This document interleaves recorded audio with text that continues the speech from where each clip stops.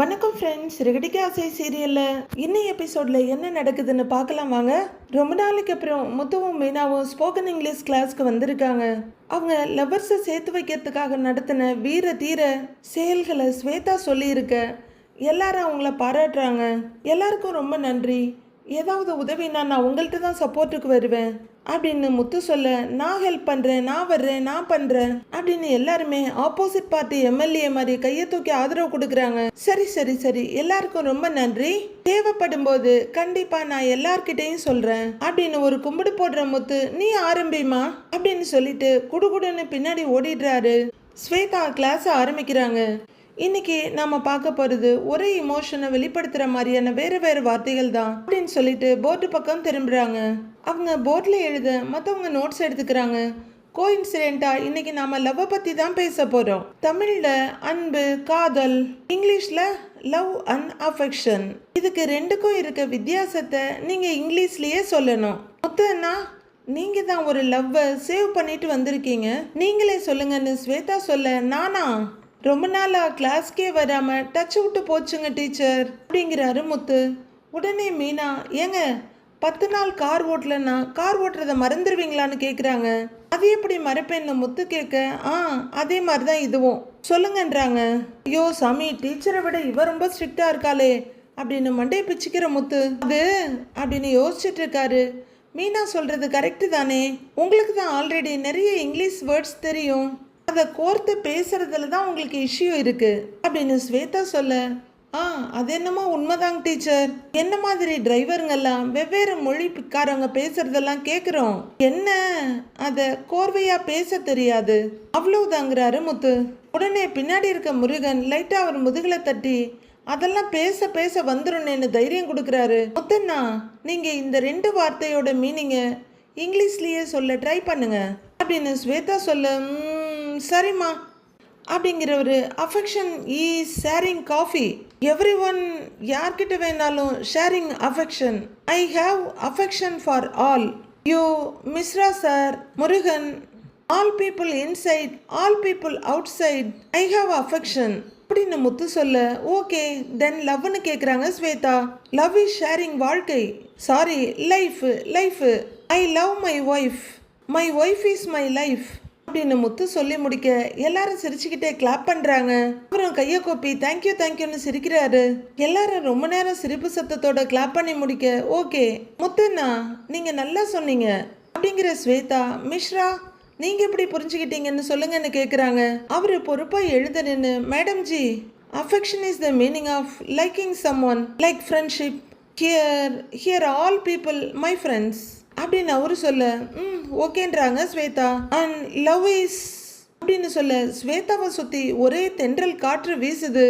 மைல்டான பூவோட நறுமணத்தெல்லாம் அவங்க முகத்துலையும் உடம்புலையும் தடவி விட்டுட்டு போகுது.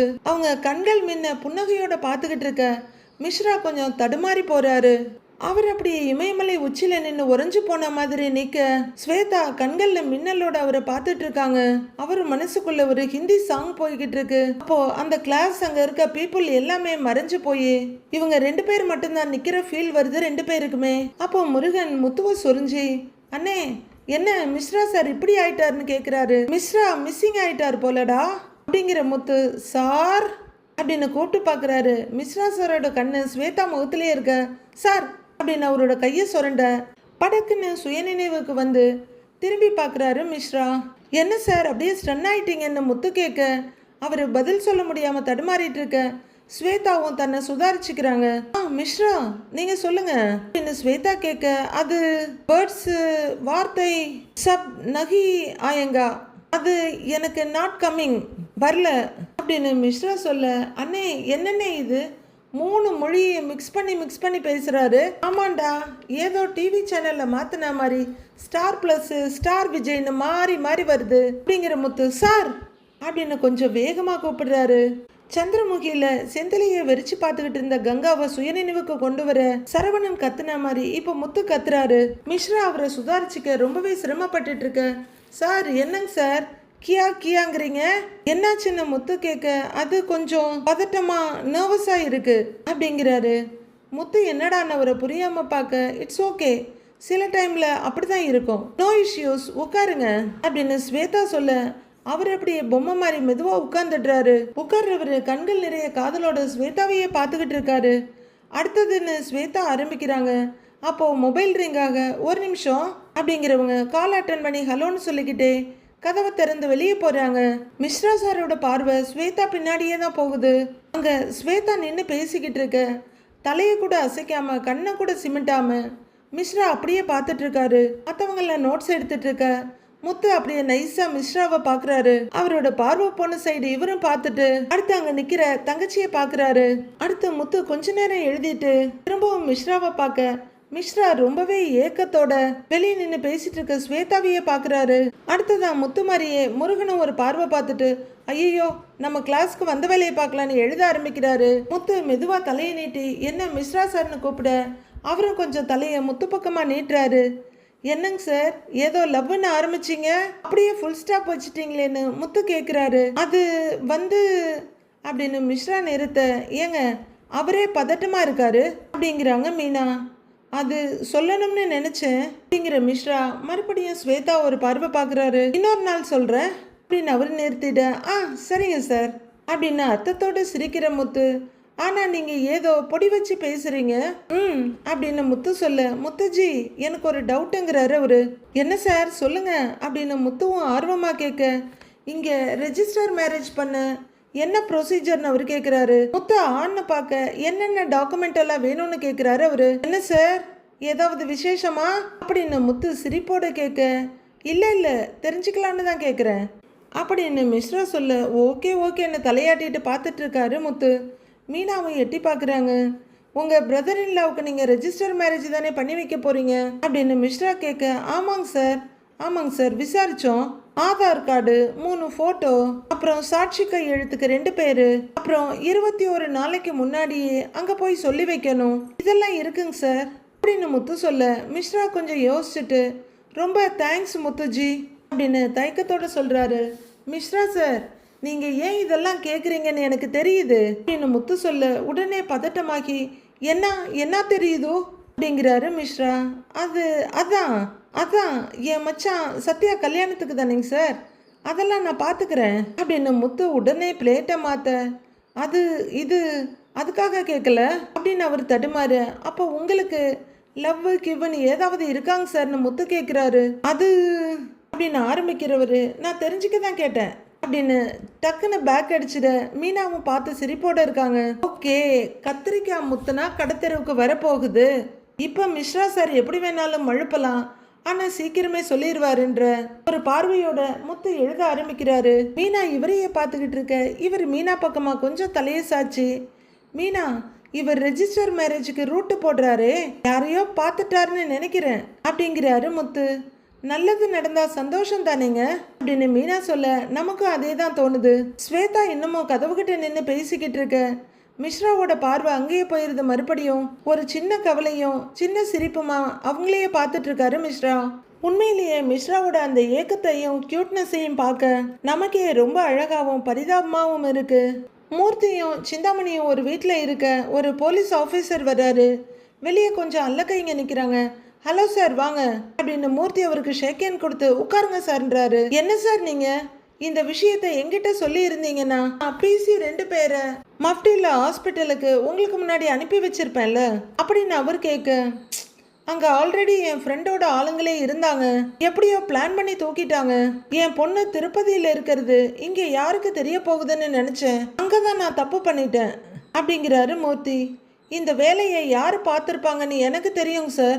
ஒரு சின்ன ஆதாரம் கிடைச்சா போதும் அவங்கள உண்டு இல்லைன்னு பண்ணிடுவேன் அப்படின்னு சிந்தாமணி அவர்கிட்ட சொல்லிட்டு இருக்கும்போதே ஒரு போலீஸ் ஒருத்தர் பேக் எடுத்துட்டு வர்றாரு. சார்னு வந்து அவருக்கு சல்யூட் அடிக்கிறாரு. அவர் அப்படின்னு நிமிர்ந்து பார்க்க சார் திருப்பதி ஹாஸ்பிட்டல்ல இருந்து சிசிடிவி ஃபுட்டேஜ் அனுப்பியிருக்காங்க சார் அப்படின்னு சொல்ல அப்படின்னு அவர் தலையாட்டுறாரு. எங்க வீடியோவை காமிங்க அப்படின்னு மூர்த்தியை ஆர்வமாக கேட்குறாரு. அவர் அங்கே இருக்க இன்னொரு சோஃபாவோட சேரில் உட்கார ஓப்பன் பண்ணுங்க அப்படிங்கிறாரு அந்த போலீஸ் ஆஃபீஸர். அவர் லேப்டாப் எடுத்து ஓப்பன் பண்ணிட்டு இருக்கும்போது ப்ளே பண்ணுங்கன்றாரு. அவரும் அதை ப்ளே பண்ணி லேப்டாப்பை அவர் பக்கமாக திருப்பி பாருங்க சார்ன்றாரு. ஜூம் பண்ணுங்கன்றாரு அவரு. அவங்க ஜூம் பண்ணி காமிக்க லைட்டாக லேப்டாப்பை மூர்த்தி பக்கமா திருப்புறாரு அவரு.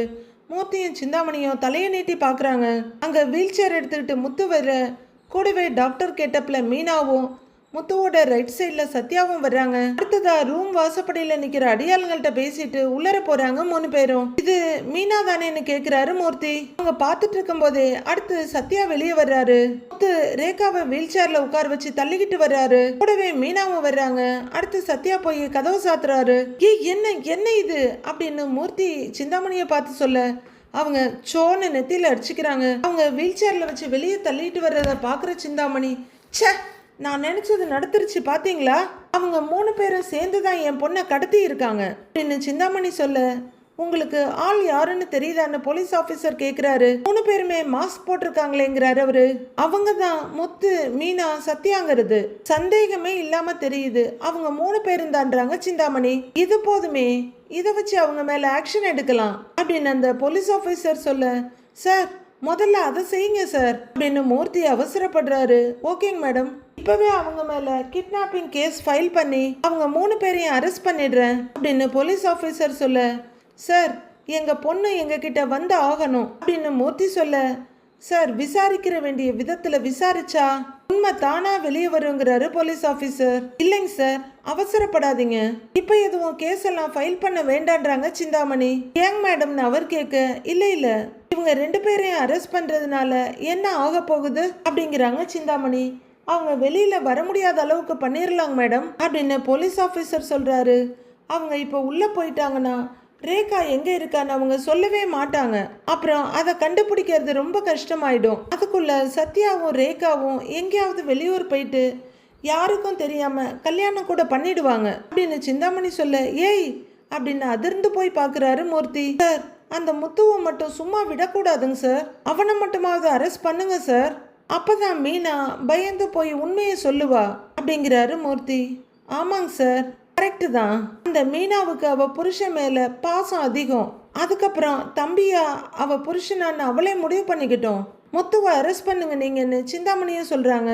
ஓகேங்க மேடம், இம்மீடியட்டா ஆக்ஷன் எடுக்க ஏற்பாடு பண்றேன் அப்படின்னு அந்த ஆபீசர் சொல்லிட்டு எழுந்திருக்க, கூடவே அந்த ஃபுட்டேஜை கொண்டு வந்த போலீஸ்காரர் எழுந்திருக்கிறாரு. சிந்தாமணியோட மொபைல்ல சத்தம் வர, ஏங்க ரேகா ஏதோ மெசேஜ் அனுப்பியிருக்கா அப்படின்னு சொல்ல, மூர்த்தி அவரோட மொபைலை பார்த்துட்டு எனக்கும் தான் அனுப்பியிருக்கான்றாரு.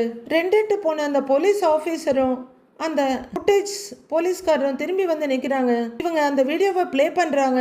அம்மா, அப்பா, உங்கள் 2 பேருக்கும் நான் ஒரு விஷயம் சொல்கிறேன். நான் எங்கே இருக்கேன்னு நீங்கள் இப்போ தேட ஆரம்பிச்சிருப்பீங்க.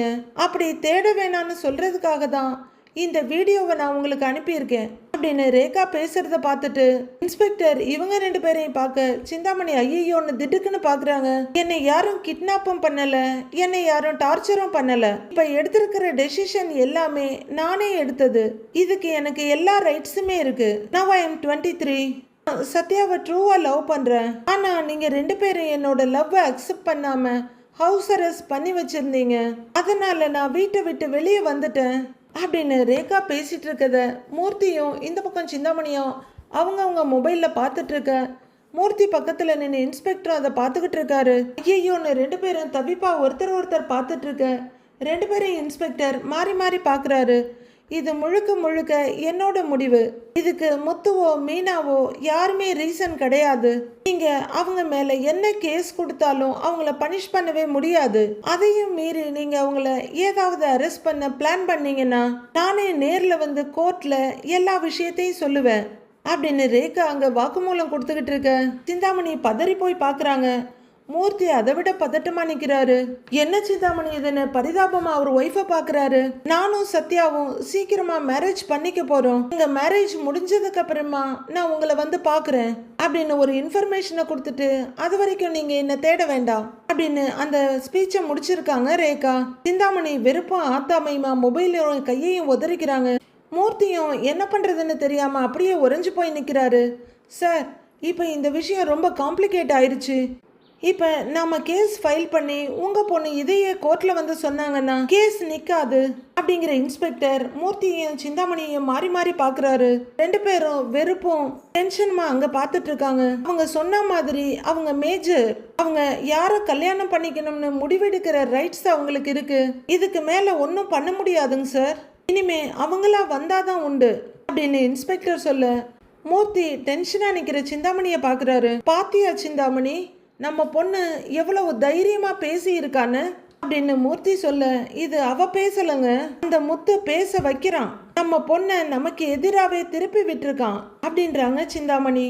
யார் பேச வச்சாங்கன்றது முக்கியம் இல்லைங்க மேடம், இதை பேசினது உங்க பொண்ணு தானே அப்படின்னு இன்ஸ்பெக்டர் கேட்க, ரெண்டு பேருமே பதில் சொல்லாம நிக்கிறாங்க. லீகலா இனிமே ஒண்ணுமே பண்ண முடியாது, அங்க வர்றோங்க மேடம் அப்படின்னு இன்ஸ்பெக்டர் சொல்ல, சிந்தாமணி எதுவும் சொல்ல முடியாம ஐயோன்னு பாக்குறாங்க.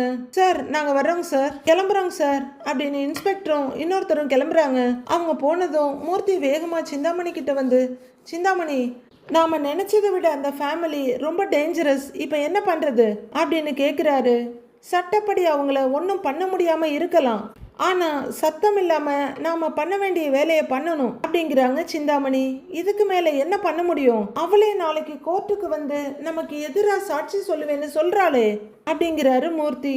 சட்டம், போலீஸ், கோர்ட்டு இதெல்லாம் நேர் வழியில போறவங்களுக்கு, அந்த முத்து என்ன நேர் வழியில வரவிடாம பண்ணிட்டான்ல, இனி நான் வேற வழியில தான் இறங்க போறேன் அப்படின்னு சிந்தாமணி சொல்ல, என்ன பண்ண போறேன்னு கேக்குறாரு மூர்த்தி. எனக்கு கொஞ்சம் டைம் கொடுங்க, எந்த முத்து நம்மளை விட்டு போறதுக்கு காரணமா இருந்தானோ அந்த முத்துவை வச்சே நம்ம பொண்ணை திருப்பி கொண்டு வர வைக்கிறேன் அப்படிங்கிறாங்க சிந்தாமணி. நீ என்ன பண்ணுவியோ எனக்கு தெரியாது, ஆனா அவங்க கிட்ட நாம தோத்து போக கூடாது, நம்ம பொண்ணு திரும்ப வந்தாகணும், அவ வர்ற வரைக்கும் என்னால வெளியே தலை காட்ட முடியாது அப்படின்னு மூர்த்தி சொல்ல, நீங்க கவலைப்படாதீங்கிற சிந்தாமணி டேய் அப்படின்னு கத்த, இதோ வரேங்கா அப்படின்னு மெய் நல்ல கை ஓடி வர்றாரு உள்ளர. அந்த முத்துவையும் மீனாவையும் ஃபாலோ பண்ணுங்க, ரேகா எங்க இருக்கான்னு கண்டுபிடிங்க அப்படின்னு சிந்தாமணி சொல்லிட்டு இருக்க, மெயின் அல்லக்கை பக்கத்துல ரெண்டு அல்லக்கை வந்து நிக்கிறாங்க. சரிக்கா கண்டுபிடிக்கிறேன்க்கா அப்படிங்கிற மெயின் அல்லக்கை, வாங்கடா போலான்னு அவங்க ரெண்டு பேரையும் கூட்டிக்கிட்டு அங்கிருந்து கிளம்புறாரு. சிந்தாமணி நம்ம பொண்ணை நினைச்சு எனக்கு ரொம்ப பயமா இருக்கு, அவ லைஃப் என்ன ஆகுமோன்னு தெரியல அப்படின்னு அவரு பொண்ணுக்காக கவலைப்பட்டுட்டு இருக்காரு. அந்த முத்துவும் மீனாவும் என்னை எலெக்ஷன்ல தோக்க வச்சு என் பதவியை புடுங்கினாங்க, இப்போ என் பொண்ணை என்கிட்ட இருந்து பிரிக்க பாக்குறாங்க, என்ன ஆனாலும் சரி அவ தம்பிக்கு நம்ம பொண்ணை கல்யாணம் பண்ணி கொடுக்க நான் விடவே மாட்டேன் அப்படின்னு சிந்தாமணி ரொம்பவே கோவமா சொல்றாங்க. மனோஜும் விஜயாவும் கிருஷ்ணாராமோட ஆபீஸ்ல உட்கார்ந்துருக்க, கிருஷ்ணாராம் ஒரு நோட்டை பார்த்துட்டு, இந்தாம்மா இந்த ஃபைல்ல கையெழுத்தை வாங்கிட்டு கோர்ட்டுக்கு அனுப்பி விட்டுடு அப்படின்னு அசிஸ்டன்ட் கிட்ட கொடுக்குறாங்க. அவங்களும் ஓகேங்க மேடம்னு வாங்கிக்கிறாங்க. அடுத்து கிருஷ்ணாராம் இன்னொரு கேஸ் கட்டை எடுத்து பார்த்துக்கிட்டு இருக்க, மேடம் நீங்கள் பிஸியாக இருக்கீங்களா இப்போ, நாங்கள் வேணா அப்புறமா வரட்டுமா, வெளியில் வெயிட் பண்ணட்டுமான்னு மனோஜ் கேட்குறாரு. நோ சின்ன ஒர்க்கு தான், ஒரு டைவர்ஸ் கேஸ் தான், உங்களுக்கு அப்புறமா வந்தது ஜட்ஜ்மெண்ட்டே கிடைக்க போகுது, ஆனால் உங்கள் கேஸ் இன்னும் இழுத்துக்கிட்டே இருக்கு அப்படிங்கிற கிருஷ்ணாராம் அந்த ஃபைலை பார்த்துட்டு அப்படியே மூடி வச்சுட்டு, ஆமாம் நீங்கள் என்ன விஷயமா வந்திருக்கீங்கன்னு கேட்குறாங்க. மேடம் அந்த ரோஹிணி மனோஜுக்கு டைவர்ஸ் கொடுக்குறேன்னு சொல்லி இருக்கிறா அப்படின்னு விஜயா சொல்ல, கிருஷ்ணாராம் நம்ப முடியாத அதிர்ச்சியோட பார்க்குறாங்க. ஆ ரியலி, அவளே சொல்லிட்டாளா அப்படின்னு கிருஷ்ணாராம் கேட்க, ஆமாங்க மேடம் இப்போதான் அவ வாயால சொல்லியிருக்கா அப்படின்னு விஜயா சொல்ல, ஆச்சரியமா இருக்கே, அந்த பொண்ணு டைவர்ஸ் கொடுக்கவே மாட்டேன்னு தானே சொன்னா, கோர்ட்ல வேற அப்படி ஆர்கியூ பண்ணாலே அப்படின்னு கிருஷ்ணாராம் கேட்டுட்டு இருக்க, ஆமா எங்க மேடம் பாயிண்டே இல்லாம திணறிட்டாங்களே அப்படிங்கிறாங்க அசிஸ்டன்ட். உன்னை யாராவது கேட்டாங்களா அப்படின்னு கிருஷ்ணாராம் அவங்கள ஒரு பார்வை பார்த்துட்டு, விஜயா நிஜமா தான் சொல்றீங்களான்னு கேட்குறாங்க. ஆமாங்க மேடம் அப்படிங்கிற விஜயா, டேய் சொல்லுடான்னு மனோஜோட கையில தட்டுறாங்க. ஆமாங்க மேடம் அவளே ஒத்துக்கிட்டான்னு மனோஜும் சொல்ல, அப்படின்னு விஜயாவும் ஆமோதிக்கிறாங்க. எப்படி திடீர்னு ஒத்துக்கிட்டாங்க அப்படின்னு கிருஷ்ணாராம் இன்னமும் நம்ப முடியாம கேட்க, இதுக்கு மேலே என்ன நாடகம் ஆடினாலும் என் பையனோட சேர முடியாதுன்னு அவளுக்கு நல்லா தெரிஞ்சிருச்சு, அதனால தான் அவள் வேற வழி இல்லாமல் இதுக்கு ஒத்துக்கிட்டா அப்படின்னு விஜயா சொல்ல, அப்புறம் என்ன உடனே டைவர்ஸ் நோட்டீஸில் சைன் வாங்கிடலாம் அப்படிங்கிற கிருஷ்ணாராம், ஏமா நீ உடனே டாக்குமெண்ட் ரெடி பண்ணுமான்னு அசிஸ்டன்ட் கிட்ட சொல்கிறாங்க. ஐயோ மேடம் இருங்க, நான் முழுசாக சொல்லிடுறேன், அவள் டிவோர்ஸ் கொடுக்கணும்னா அதுக்கு ஒரு கண்டிஷன் போட்டிருக்கா அப்படின்னு மனோஜ் சொல்ல, அவங்களோட சுரத்து ஃபுல்லாக இறங்கிடுது. ஓ அதானே பார்த்தேன், அந்த பொண்ணு சாதாரணமா ஒத்துக்கிறவே இல்லையே, என்ன கண்டிஷன் கிருஷ்ணாராம் கேக்குறாங்க. நான் ஒரு கேஸ்ல ஜெயிலுக்கு போற மாதிரி இருந்துச்சு இல்லையா அப்படின்னு மனோஜ் ஆரம்பிக்க, உங்க அப்பா கையெழுத்த ஃபோர்ஜரி பண்ணீங்களே அந்த கேஸ் தானே அப்படின்னு கிருஷ்ணாராம் மூஞ்சில் அடிச்ச மாதிரி கேட்டுட, மனோஜோட முகம் சுருங்கி போயிடுது, விஜயாவோட முகமும் தான். அம்மாவும் பையனும் ஒருத்தர் பாத்துக்கிறாங்க. மனோஜ் தடுமாறி போய் ஆமாங்க மேடம், அதுல ரோஹிணி தான் என்ன வெளியெடுக்க 5 லட்சம் ரூபாய் பினான்சியருக்கு கொடுத்துருக்கா அப்படின்னு மனோஜ் நிறுத்த, அந்த 5 லட்சம் ரூபாயை திரும்ப கொடுத்தா டிவோர்ஸ் கொடுக்குறேன்னு சொல்லி இருக்காளாம் அப்படின்னு விஜயா சொல்ல, ஓ இப்படி ஒரு லாக் வச்சிருக்காளா, இதுலயும் ஏதோ ஒண்ணு இடிக்குதேன்றாங்க கிருஷ்ணாராம். ஐயோ என்னங்க மேடம் அப்படி சொல்றீங்க அப்படின்னு விஜயா பதற, இத்தனை நாளா டைவர்ஸ் கொடுக்க மாட்டேன்னு சொல்லிட்டு இப்ப பணம் கொடுத்தா தரேன்னு சொல்றானா அப்படின்னு கிருஷ்ணாராம் யோசிக்கிறாங்க. மனோஜும் யோசிக்கிறாரு. ஆனா அவரோட முகம் ஒரு மாதிரி வித்தியாசமா மாறிட்டு இருக்க. கிருஷ்ணாராம் அவரையே பார்த்துட்டு இருக்காங்க. ஐயோ என்ன இவங்க நம்மளையே குருவர்னு பார்த்துட்டு இருக்காங்கன்னு நினைக்கிற மனோஜ், என்னங்க மேடம் அப்படி பாக்குறீங்க என்ன கேட்டுடுறாரு. உண்மையிலேயே ரோஹிணி அப்படி சொன்னாலா, இல்ல உங்களுக்கு ஏதாவது பண தேவை இருந்து நீங்களும் ரோஹிணிய சேர்ந்து அப்படி போய் சொல்றீங்களா அப்படின்னு கிருஷ்ணாராம் கேக்குறாங்க. ஷபாஷ் மேம், மனோஜை பத்தி எல்லாரை விடவும் நீங்க தான் ரொம்ப நல்லா புரிஞ்சிட்டு இருக்கீங்கன்னு தெரியுது. இதை கேட்கிற விஜயாவை அதிர்ச்சியாயி, அந்த ஆங்கிள் நாம யோசிக்க கூட இல்லையே, ஒருவேளை அப்படி இருக்குமோன்னு பதறி போய் மனோஜை பாக்குறாங்க. அவரு அதை விட பதட்டமா, ஐயோ மேடம் என்னங்க மேடம் இது, லாயருங்கிறதுக்காக இப்படி எல்லாமா சந்தேகப்படுவீங்க அப்படின்னு பதறாரு. என்ன பண்றது, உன்னோட எஸ்டிடி அதான் வரலாறுலாம் அப்படி இருக்கே அப்படின்ற மாதிரி கிருஷ்ணாராம் பார்த்துக்கிட்டு இருக்க. மேடம் என் பையன் அப்படிலாம் இல்லைங்க மேடம் அப்படின்னு விஜயா வரிஞ்சு கட்டிட்டு வர்றாங்க. என்ன பண்றது, அவங்க அப்பாவையே ஏமாத்தினவர் தானே அவரு அப்படின்னு கிருஷ்ணாராம் சொல்ல, அப்படின்னு முகத்தை சுண்டக்கா மாதிரி வச்சுக்கிறாங்க விஜயா. மனோஜுக்கு மறுபடியும் செருப்படி வாங்கின மாதிரி இருக்கு. இருந்தாலும் விஜயா சமாளிச்சுக்கிட்டு, அது வேறங்க மேடம், ஆனா இந்த விஷயத்துல அவன் உண்மையை தான் பேசுறான் அப்படின்னு விஜயா சொல்ல, கிருஷ்ணாராமுக்கு இன்னமும் நம்பிக்கை வரல. ஒரு மாதிரி சந்தேக பார்வை பாக்குறாங்க. மனோஜ் தடுமாறி போய் டிவோர்ஸ் கொடுத்துடுறேன், பணத்தை மட்டும் கொடுத்தா போதும்னு சொல்லிட்டாங்க மேடம் அப்படின்னு சொல்ல, அவங்க யோசிக்கிறாங்க. 2 பேரையும் மாறி மாறி பார்த்துட்டு மறுபடியும் மனோஜ் மேல பார்வையை நிறுத்தி, நம்பவே முடியலைங்க, நானே அந்த பொண்ணுகிட்ட நிறைய தடவை பேசி இருக்கேன், கோர்ட்டுக்கு அலைஞ்சிட்டு இருக்காம டைவர்ஸை கொடுன்னு சொன்னேன். அப்பெல்லாம் அந்த பொண்ணு அவ்வளவு ஸ்ட்ராங்கா முடியாதுன்னு சொன்னா இப்போ ஒத்துக்கிட்டான்னா ஆச்சரியமா இருக்கே அப்படின்னு கிருஷ்ணாராம் சொல்ல, மனோஜுக்கும் விஜயாவுக்கும் கூட ஏதோ டவுட் வருது. மேடம் எப்படியோ அவங்க டைவர்ஸ்க்கு ஓகே சொல்லிட்டாங்கல்ல, காசு கொடுத்து முடிச்சிட சொல்லுங்கன்னு ஜூனியர் எடுத்து கொடுக்குறாங்க கிருஷ்ணாராமுக்கு. உங்களுக்கும் கேஸ் முடிஞ்சிரும், கோர்ட்டுக்கு போய் இந்த கேஸை வின் பண்ணுறதும் கஷ்டம்தான் அப்படின்னு அந்த ஜூனியர் சொல்ல, கிருஷ்ணாராம் அவங்கள ஒரு முறை மறைச்சிட்டு, உனக்கே என் மேலே நம்பிக்கை போயிடுச்சுல்லன்னு கேட்குறாங்க.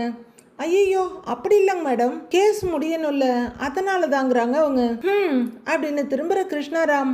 அதெல்லாம் சரி, ஆனா இதுக்கு பின்னாடி வேற ஏதோ காரணம் இருக்குமோன்னு எனக்கு தோணுது அப்படின்னு கிருஷ்ணாராம் சொல்ல, என்னங்க மேடம் சொல்றீங்க, என்ன காரணம்னு விஜயா கேட்குறாங்க.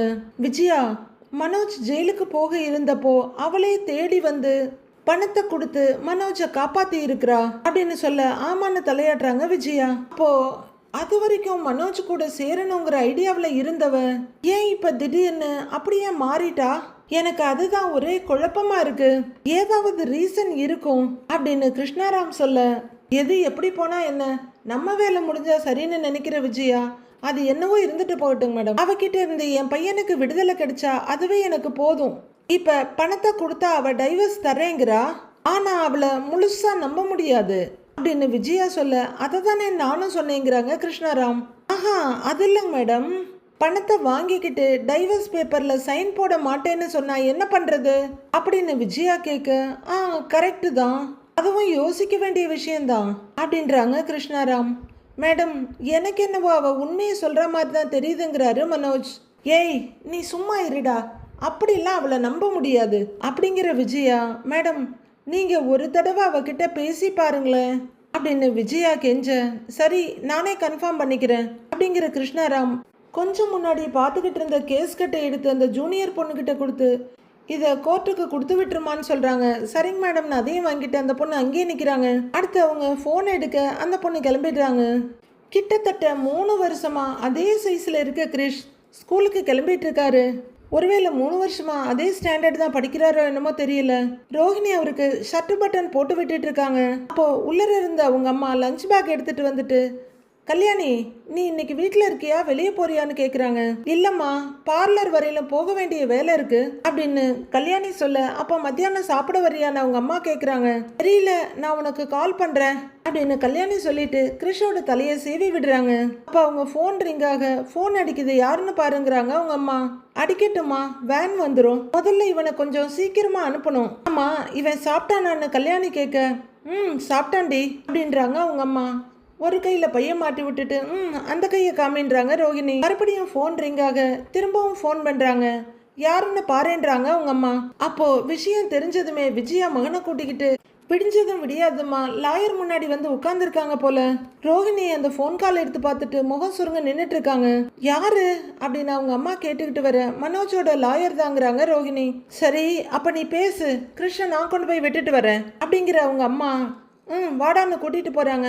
பைமா அப்படின்னு கிருஷ் பை சொல்ல தலையாட்டுறாங்க ரோஹிணி. அவங்க 2 பேரும் அங்கிருந்து கிளம்பிட கால் அட்டன் பண்ணி ஹலோன்றாங்க ரோஹிணி. நான் லாயர் கிருஷ்ணாராம் பேசுறேன்னு அவங்க சொல்ல, தெரியுது மேடம் சொல்லுங்கன்றாங்க ரோஹிணி. மனோஜ் கிட்ட நீங்க சொன்னதெல்லாம் உண்மைதானான்னு அவங்க எடுத்தெடுப்புல கேட்க, நான் என்ன சொன்னேன்னு ரோஹிணி கேக்குறாங்க. அவருக்காக நீங்க செலவு பண்ணின 5 லட்சம் ரூபாயை கொடுத்தா நீங்க டைவர்ஸ் கொடுத்துறேன்னு சொன்னீங்களாமே அப்படின்னு லாயர் கேட்க, ரோஹிணி கொஞ்சம் தயங்கிட்டு, ஆமாங்க மேடம், அவர் என் கூட வாழ வேண்டான்னு நினைக்கிறாரு அதாங்கிறாங்க ரோஹிணி. கிருஷ்ணாராம் மனோஜையும் விஜயாவும் ஒரு பார்வை பார்த்துட்டு அவங்க பணம் கொடுக்க ஒத்துக்கிட்டாங்க அப்படின்னு சொல்ல, இங்க ரோஹிணி அப்படியே வெளுத்து போய் பாக்குறாங்க. பணத்தை ரெடி பண்ணிட்டாங்களா அப்படின்னு அங்க ரோஹிணி கேட்க, அதை இங்க ஸ்பீக்கர்ல கேட்டுட்டு இருக்கிற விஜயா மனோஜ் 2 தட்டு தட்டிட்டு ரெடி ஆயிடுச்சுன்ற மாதிரி பேசுங்க அப்படின்னு ஜாட காட்ட, ஐயோ அம்மம்மா என்னம்மா சொல்றீங்க, பணம் எங்கம்மா இருக்குன்ற மாதிரி மனோஜ் விஜயா கிட்ட பார்க்க, பொருடா பாத்துக்கலாம் பொருடாங்கிற மாதிரி விஜயா ஜாட காட்டுறாங்க. அதெல்லாம் ரெடி பண்ணிடுவாங்க, உனக்கு தேவையான பணத்தை அவங்க கொடுத்துருவாங்க, அவங்க பணத்தை கொடுத்தா நீ டைவர்ஸ் கொடுத்துருவல்ல அப்படின்னு கிருஷ்ணாராம் கேட்க, ரோஹிணி எதுவும் சொல்லாம அப்படியே வெளிரி போய் நின்றுட்டு இருக்காங்க. ஒருவேளை மனோஜால பணத்தை ரெடி பண்ண முடியாதுன்னு ரோஹிணி இதை சொல்லியிருக்கலாம். இல்லை அப்படியே தப்பி தவறி ரெடி பண்ணிட்டாலும் சிந்தாமணி கிட்ட சொல்லி ஆளை வச்சு பிடுங்கிடலாம் அப்படின்னு ஏதோ ஐடியா பண்ணியிருக்காங்களோ என்னமோ ரோஹிணி தெரியல. அடுத்து அவங்க சொல்ல போகிற பதிலுக்காக விஜயாவும் மனோஜும் ஏன் லாயரும் கூட ஆர்வமாக காத்துக்கிட்டு இருக்காங்க.